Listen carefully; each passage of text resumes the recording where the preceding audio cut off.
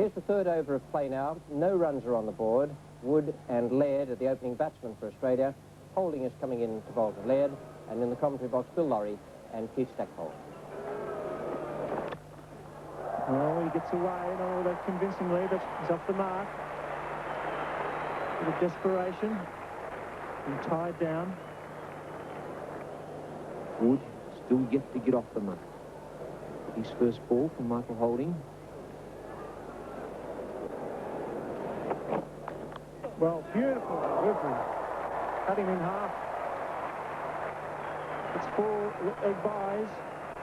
Too good for Dujon and Wood. Well, just too good, this one from Holding. Pitching, cutting back. Graham Wood just getting an inside edge. Dujon's reflexes were very good. In fact, going off the pad.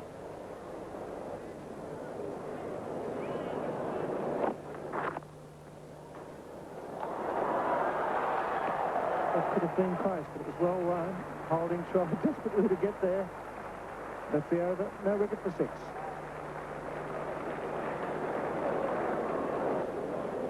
Clark bowls now to Bruce Laird. Good shot for 4. Taken right off the chin.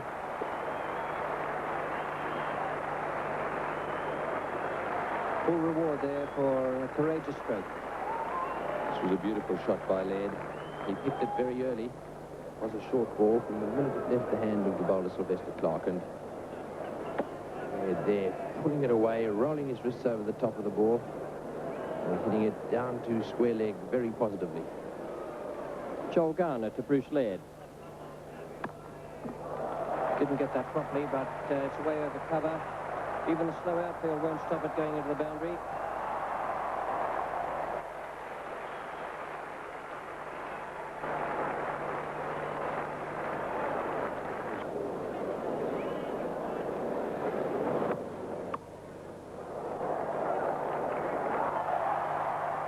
That was a good shot from Bruce Laird. In the air, but quite safe. Over the head of Gully.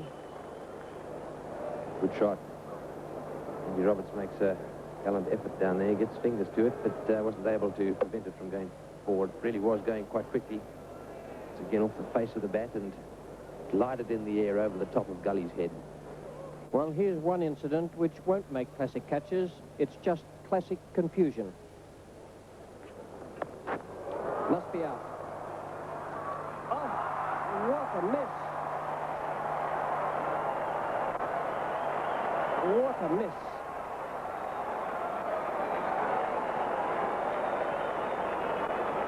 Only 4 of them went for it, and not one got his fingers to it. And it was in the air for a long time. Andy Roberts coming back. 4 converged on this. There could have been an almighty pile-up. And have a look at that ball. Just outside the reach of Andy Roberts, and the other 4 arrived just as the ball hits the ground. So that was a nasty miss for the West Indians. Someone should have caught that. It certainly did go up a long way.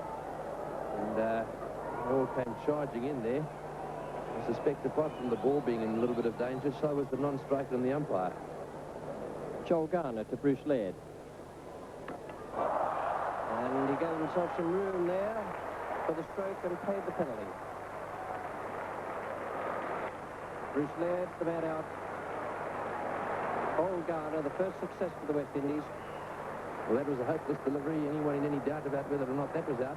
Have a look at that middle stump. Taken right out of the ground, and a bad shot that by Bruce Laird. Totally unnecessary. 1-4-51. To Rick McCosco.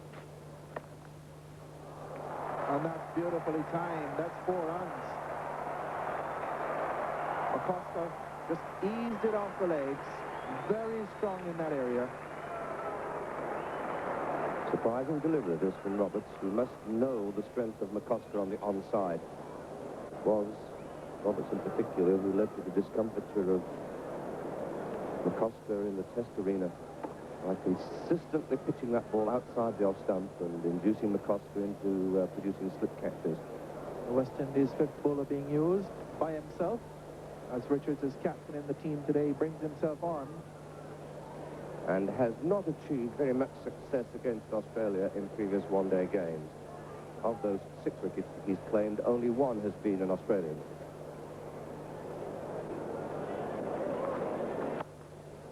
two Australians. Wood fought Lloyd, bowled Richards for 15, 2 for 58. In one fell swoop, in one ball, did Richards double his tally of Australian wickets, as Wood obligingly hammered that ball straight at Clive Lloyd. And it's all so very easy to Viv Richards.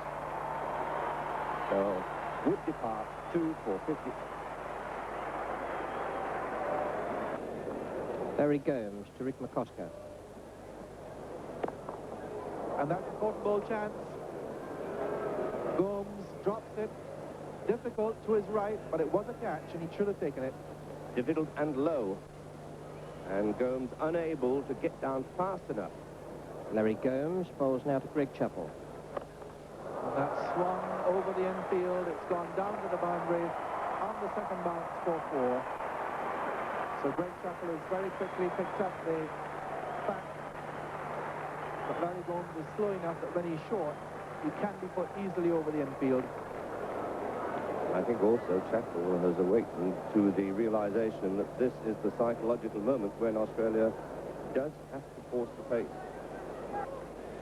Vivian Richards to Greg Chappell. And he's got it through. Got to go all the way.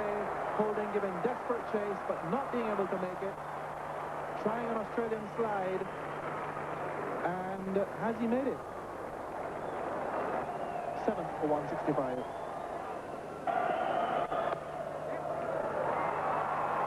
Well, perhaps not in the orthodox fashion, but nevertheless, Rodney Marsh gets 2 runs for it.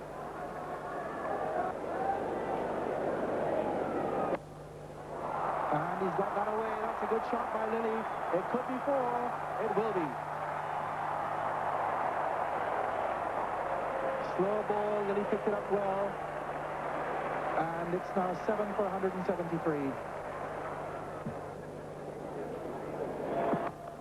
That's a great hit. That's 6. That's a great hit by Dennis Lilly. That was 6 from the time it left the bat. And look at the reaction of the spectators. Great shot by Dennis Lilly. And a great blow for Australia, that. Treatment that Joel Garner does normally never see. Lilly didn't have to move, picked it up beautifully and just plonked it straight over into the dog track. That's a wide. I think they're going to go through for the bye. Umpire Johnson signaling the wide at the same time. Great excitement here at the Gabba. This is what this huge crowd came today to see. And they're getting it now in this final over. So is the bird.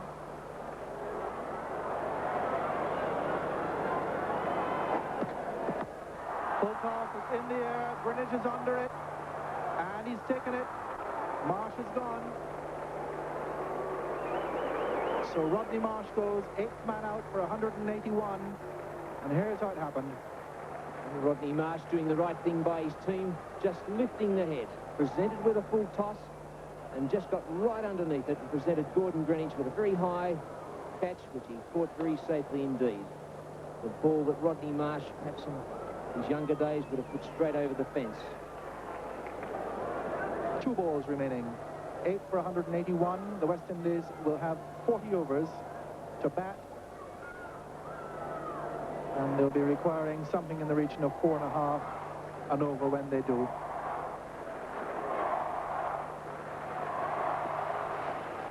It's in the air. Around comes Holding. He doesn't drop much, and he doesn't drop that either. So Lilly caught Holding, bull by Garner. But that 6th shot by Lilly certainly was worth his presence in the middle. Well, the West Indies always good in the outfield. Mick Malone comes out. Unless Joel Garner bowls a wide or a no ball, he won't have strike because this is the last ball of the innings. Jeff Lawson to face it. Australia are 9 for 181. And he's got it away. That's it before. That's 4 runs to finish off the innings for Australia. 9 for 185. A full toss presented by Joel Garner to Jeff Lawson. And on come the kids. 186 to win and 40 overs in which to do it. 4.625 the West Indies need to score at, and that's no easy task. In their favour is the fact that it's a shortened match, and at some stage they'll be able to throw the bat and not worry too much about losing wickets. The important thing is, as far as they're concerned, that they get away to a good start. The important thing for the Australians is that they knock over 1 or 2 wickets very, very quickly. Well, it was a slow beginning, only 10 runs coming from the first 6 overs. We pick up play now with Jeff Thompson coming into bowl to Gordon Greenidge, and in the commentary box, Tony Cozier and Keith Stackpole. He does that, puts it away for 4. Thompson too short. First boundary of the West Indian innings. Square of the wicket on the offside. That's probably about the first time that I've seen the Australian bowlers stray into that era of pitching short. We saw quite a bit of that when the West Indies were bowling. They really did bowl on the short side, but Lilly sensibly has kept the ball well up. So has Thompson until this juncture.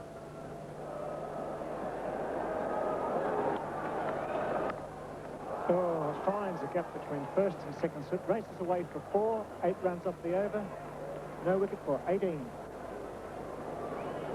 Dennis Lilly to Desmond Haynes.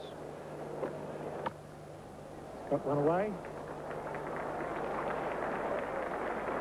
That's 4. Into the over. No wicket for 25. Dennis Lilly to Desmond Haynes. Got him. Yes, going for the plate cut. Got the edge mask. Did the rest. Well bowled Dennis Lilly. Perfect line and length. A rather unusual way of getting out, with Haynes attempting to chop down on this ball, and it looked as though he almost got an underneath edge on that, and the ball going through to Rodney Marsh to complete the dismissal. So Haynes is out. The first wicket has fallen for 27. Greg Chappell is a good swinger of the ball. I've seen him bowl magnificently in limited over cricket in conditions where the ball has moved around. Gone very well the other evening in Sydney, though there wasn't much swing.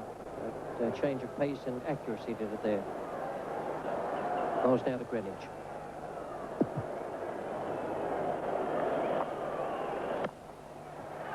And he's done it straight away. The wicket the Australians wanted. So the 2 captains today, Vivian Richards has come on and picked up a wicket straight away, and now Greg Chappell. That's a handy one for the Australians. It certainly is. Ball pitching perfectly straight, flicked away in the air on the leg side, and a catch well taken. It was a pretty straightforward one, but that's the end of Gordon Greenidge. And the score now 2-4-32. Space is Greg Chappell.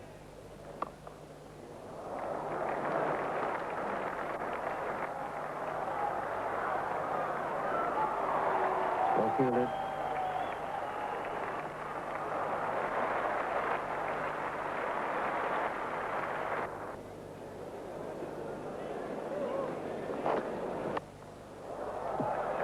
It's in the air, but safe.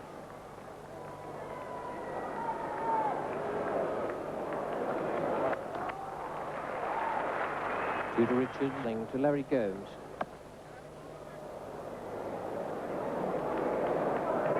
Beautiful placement again by Gomes. That's an expensive over from Jeff Lawson. 2 for 77. Lawson bowls to Viv Richards. And that's gone. Down to long arm for 4. Cross-batted swat. My, how hard that was hit. Viv Richards, one that you'll see in the coaching manual, one that produces 4 runs in limited over cricket. Mick Malone to Vivian Richards. It's in the air. Someone coming around. Is anyone going to get there? No. Well, the luck not running with the Australians there. Miscued hook hit by Richards into the outfield. Thompson and McCosker coming to it. And the ball just dropping between them. Well, Viv Richards, an ounce of luck for him. An ounce of luck perhaps coming in the form of Rick McCosker. Fielding it bit on a little on the slow side. And just out of his reach. Produced 2 runs. Jeff Thompson to Vivian Richards. And that's in the air. It's high in the air. Lily is under it, waiting for it. Takes the catch. Richards out. West Indies, a great blow for Australia. 3 for 94. And a pressure catch if ever you've seen one. Richards just starting to cut loose. Went for the big one. It hung in the air, and Lily judged it perfection down right in front of the member stand and took it underneath the chin. Very safe pair of hands. And the man they wanted to get rid of, and now West Indies 3 for 94. Mick Malone comes in now to bowl to Backus.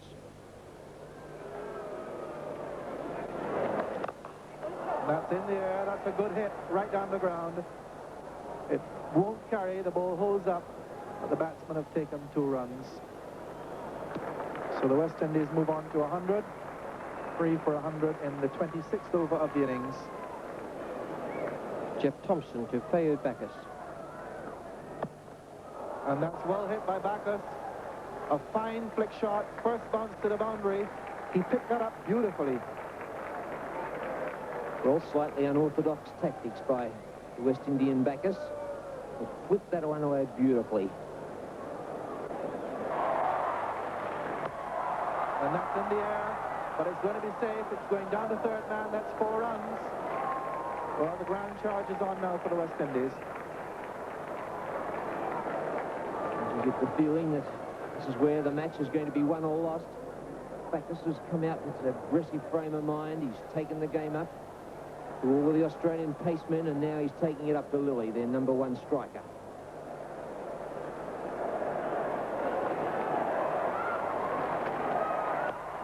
And he's clipped that beautifully down through mid-wicket. There's a long chase here for Lawson. He'll just get to it inside the boundary, and the batsmen are going to come back for 3. They'll have to hurry. That's a good return. He's gone run out. What a magnificent return from Jeff Lawson. That looked free all the way. Slack running by Backus, and a great bit of fielding by Jeff Lawson ends a dangerous innings by Fayed Backus. And what a way to break this partnership. Beautiful return and well taken by Dennis Lilly. He was right at the stumps. An umpire, Crafter, putting the finger up, and a vital breakthrough for Australia. So Backus run out at 20 and 4 for 116 now, the West Indies. Jeff Lawson now to Clive Lloyd.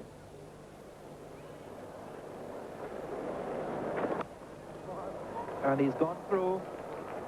Just what Stacky was saying, you cannot afford to pitch it up there, and it goes not quite to the boundary. He's hauled it back, just managed to prevent the boundary. Lloyd gets 3. Lawson to Gomes. And that's in the air. A bit of luck there running with the batsman. They'll get 2 more as McCosker has more work to do. Well, it's going to be Lawson again. Chappell has decided to continue using him. This is the 32nd over, and Lawson to bowl to Clive Lloyd, who no doubt will have a go. Straight away, that one hit away down fine, and Thompson one cut it off. That's 4. Well, that's a pretty good start for the West Indians. That first ball down the leg side, and Clive Lloyd smashing it away down to fine leg. Yes, I'm a bit amazed that Lawson has the ball at this stage. A bit of rain about, a bit of moisture there, breezy ball. Would have thought it had been Chappell, but it's not, and Lloyd picks it up, placed it beautifully, bit of fine. Once again, Thompson, who's bowling quite quickly. Nicely played. Right into the gap there. They'll be looking for 2. Well fielded by Lawson. Throw coming in. It could be close. That would have been out if it had hit. It was well fielded by Lawson. Remember, they've got to score 186 to win this game. They are 4 for 151. And that's gone high in the outfield. There's a gap down there. No one covering that boundary. 1 bounce into the crowd for 4. Well, that's Clive Lloyd's ability to pick the ball up and whip it away, but at least with Greg Chappell, you have to make the pace. Took a chance, a fraction short, pointed it over mid-wicket, just short of 6. It's 4 off the over so far. Remember, they only need 5 and over. What a wicket. And that's in the air. It's going down the ground, but there's no one down there either. So Clive Lloyd picking the gaps, and that ball also bouncing down towards the boundary there, and in fact the little boy picks it up. So 8 off 2 balls. And Chappell certainly, because he's a little slower, is going to have his fieldsman on the boundary a little bit more in front of square. All for 160. 26 runs needed. Well played. It's beautifully placed. They'll get 2. Alan Border coming around from deep mid-wicket. So the West Indians now have it almost totally under control. 4 for 162. Lilly to Larry Gomes. Nicely deflected. And that'll be 4. Thompson's very square down there, and that was bad bowling by Dennis Lilly, allowing Larry Gomes to flick that one away fine. And Thompson, of course, was very square, so that's a nasty blow for Australia. Well played, Larry Gomes. Moved into the 50s, and he's played very well. That was a poor delivery from Lilly. Just after a great over from Thompson, he's bowled leg stump, and this man's a master on leg stump. The ball to run off the blade, fine for 4, and generous, of course, for top knock. Comes to the wicket at 2 for 32. It's 4 for 168. Dennis Lilly to Clive Lloyd. And that's a big hit by Clive Lloyd. That's 4-2. What a beautiful shot. He's hit that very hard. It's gone to the square cover boundary like a rocket. 4 for 173. Fine partnership by Lloyd and Gomes, taking the score from 116 to 174. Only 40 minutes. To Lloyd, that's it high, and Alan Border's under it. He's gone. He'll catch it. He's gone. So Clive Lloyd holds out a deep extra cover, but that might just be a little bit too late. That was a fine innings by Clive Lloyd. And really, Thompson deserved this wicket. Safest hands inside apart from Greg Chappell's forward. Didn't take his eye off it for 1 split second. It's well struck. And we see the ball coming straight to Border, who judged it to perfection. Fine knock by Lloyd at 30. It's invaluable for his team. It's 5 for 174.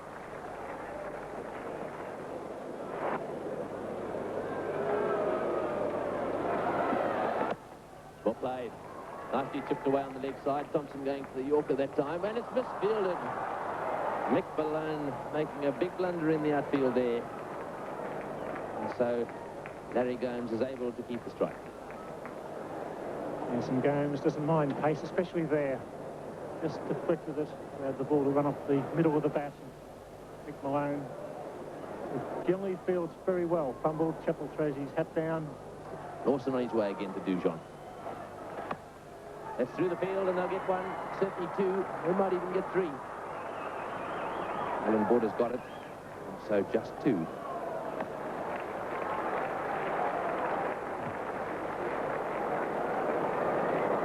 Just remember, the West Indians have got 5 wickets in hand, and so no real problem with losing a wicket. I suspect he's going to go for the big one.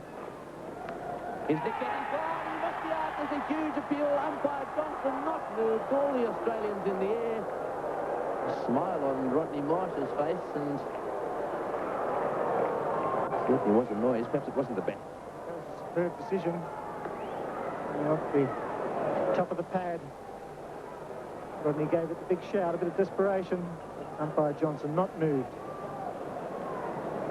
Yes, that looked to be a good decision by umpire Johnson. I think that picked the top of the pad. More importantly, it was a dot ball. No runs were scored. 4 balls to go in this over. Will this be the big one? This is the big one. That's 4, and that's the end of the game. Game 7 match. The West Indians win. And so now it is all on the last match. The match down in Sydney on Tuesday, starting at 2:30.